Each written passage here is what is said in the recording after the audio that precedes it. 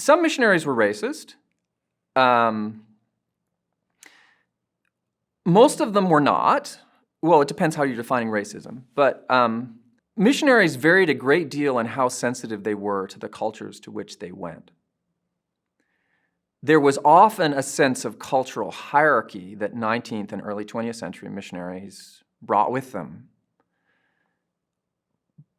But they were resistant to racialist ideas of why different societies were less economically developed and less powerful and had less modern science, etc. So if you look at the 19th and early 20th century, it's the younger missionaries and the more educated missionaries that tend to be more racist. The older missionaries and the less educated missionaries tended to be less racist. That's because in the 19th century, you get the development of sort of scientific racism, evolutionary ideas that were not just neutral. They were about the creation of a racial hierarchy, which white people and fair-skinned people were at the top of, and which dark-skinned people were at the bottom of. And it was viewed as something that was genetic. They didn't know about genes at the time, but like there's a racial hierarchy that was fixed. And in terms of the rise of anthropology, for example, the people who formed anthropology, many of them were very, very critical of missionaries for thinking that dark-skinned people were capable of abstract thought and that were capable of understanding Christianity or understanding Western education. And they were criticized hugely for that. So the person who founded anthropology was a man named James Hunt.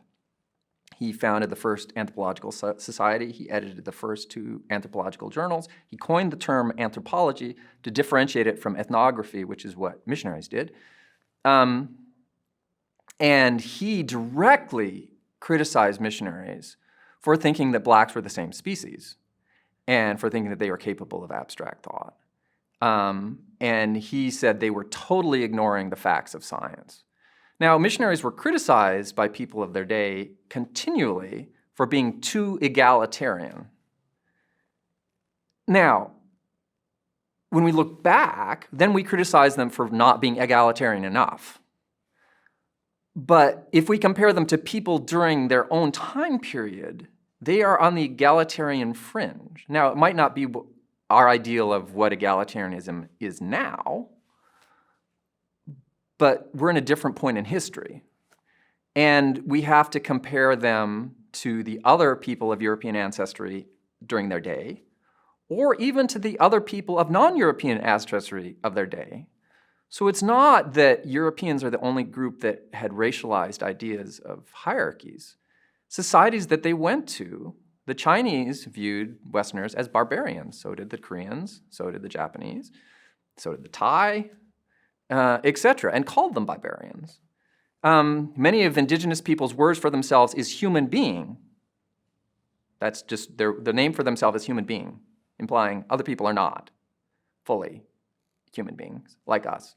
So it's not like missionaries were the only groups that were racist or ethnocentric.